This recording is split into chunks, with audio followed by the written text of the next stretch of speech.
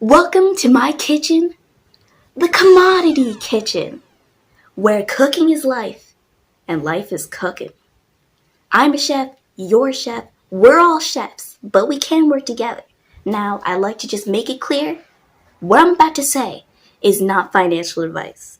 Don't take the chef's words too seriously. I just like to share my thoughts. Now, we've got some sweet and yet not so sweet news. You're going to find out just how important this is. And maybe not necessarily this, but what makes up this. You're going to find out. It's going to be pretty shocking because, you see, it's all really a domino effect. But let me not get too ahead of myself here. We've got some wheat, sugar, and as you can see, as this video goes along, it'll be getting progressively more important. Or maybe not, up to you. But we've got wheat prices to start. Wheat, yes, is very important. Wheat prices jump following collapse of major dam in southern Ukraine. So they're having some wheat issues. A dam has crushed one of their fields, and this is not really good news because they're one of the biggest exporters of wheat. Global prices for wheat and corn soared Tuesday after a major dam in Ukraine collapsed, renewing market fears about the fragility of the country's ability to ship food as it fights its war with Russia. Now, as you can see, if you're in any kind of fighting conflict, it's going to be taking up a majority of your concentration, which means you're not going to be able to put as much onto other things like when you're exporting your commodities or you're importing things like that.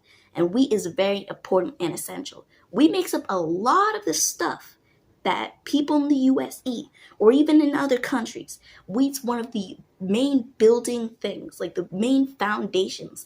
So if you take away one of those foundations, don't be surprised if suddenly everything just collapses immediately. So as you can see, wheat prices gained 2.4% in early trading Tuesday on the Chicago Mercantile Exchange to $6.39 a bushel. These wheat prices are only going to get more and more because the less wheat that they're able to produce, the more expensive it's going to get. That demand's going to rise. Hey, if there's less wheat and everyone's trying to get it because it's one of those foundations, then of course the price is just going to keep going up and up. But the demand's there, but it's not going to be as affordable, of course. So it's kind of like competition, like who's going to be able to get that? There's going to be competition among consumers, because it's going to be a lot just for one little thing.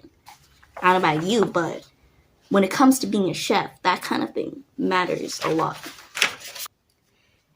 This is a good reminder to subscribe. Subscribe and leave a like. Let's get our numbers up. Let's move to the value. I want to get the number of subscribers on my channel to be equivalent or greater than the value of gold. So there are massive agricultural fields in southern Ukraine where the dam burst. So you can clearly see some damage has been done. And while the collapse has endangered crops in the path of the floodwaters, apparently less wheat has been planted in that area because it's near the fighting and a lot is growing elsewhere. So at least there is that.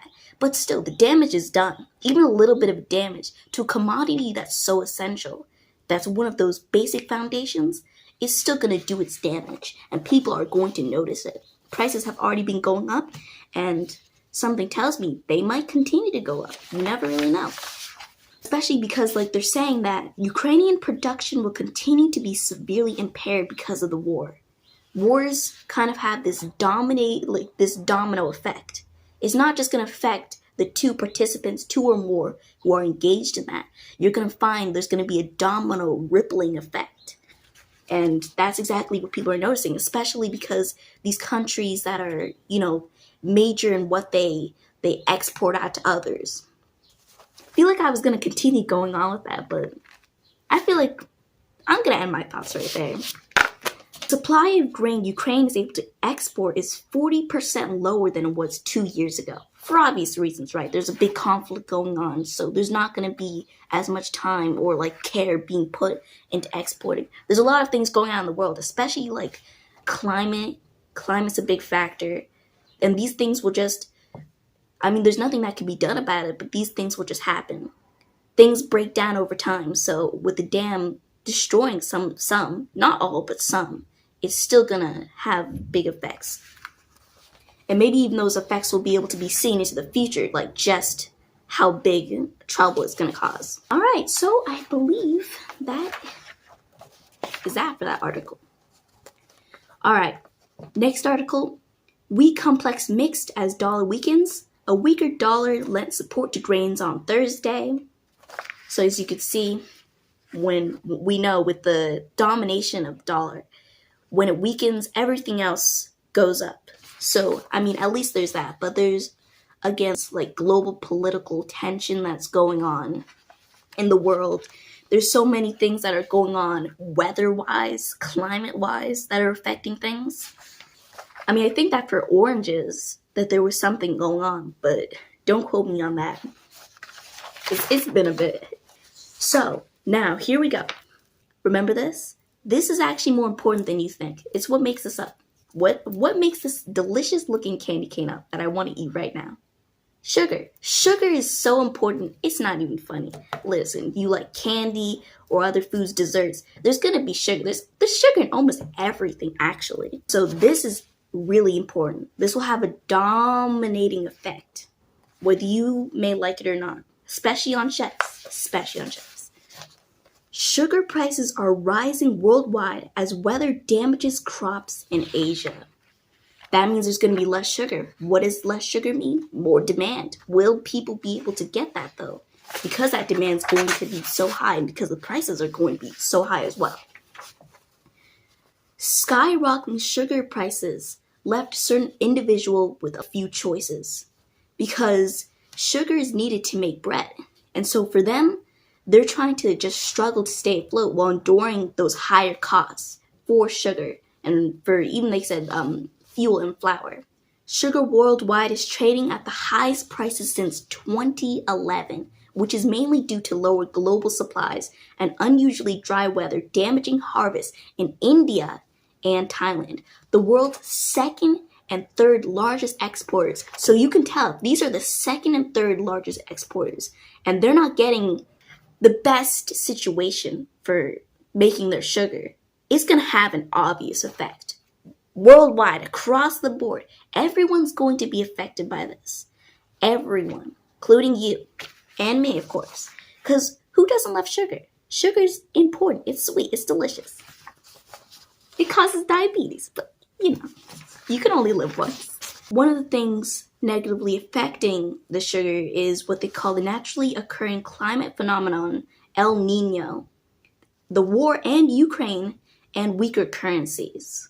So they give like three reasonings for this. Brazil is the largest sugar exporter, but its harvest will only help plug gaps later in 2024. So even though there's that help there, there's still going to be that gap where you can really feel it. And people are going to feel it. Sugar makes up foods.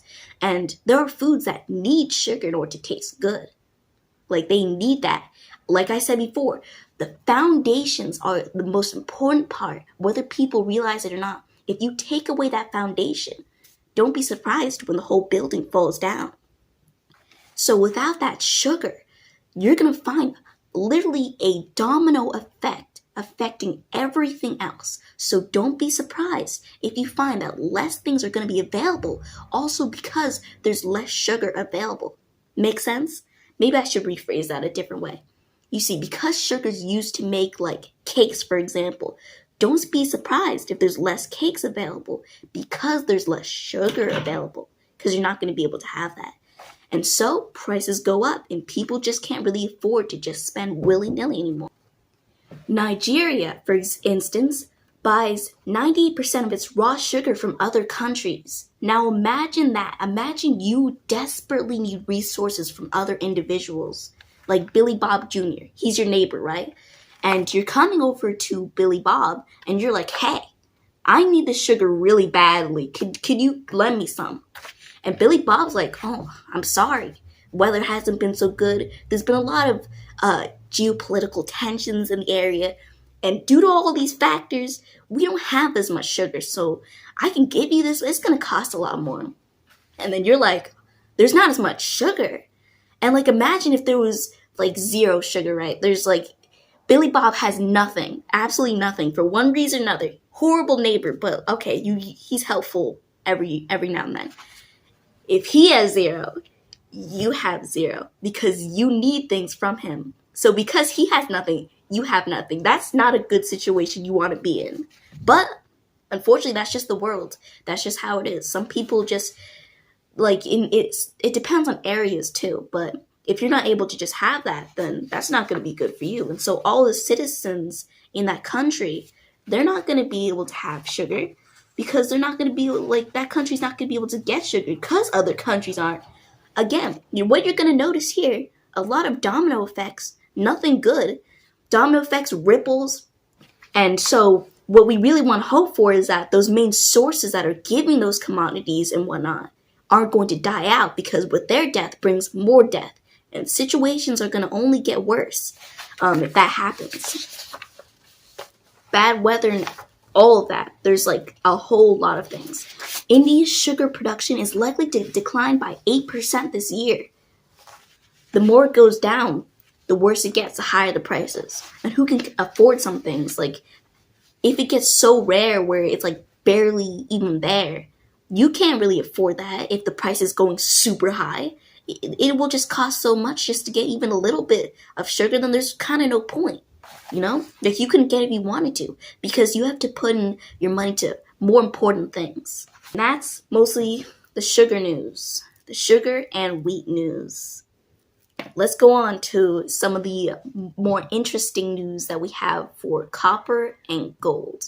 But just remember, those other two, wheat and sugar, that's very important as well. We want to really pay attention to the basic ingredients that make up things like cakes and whatnot.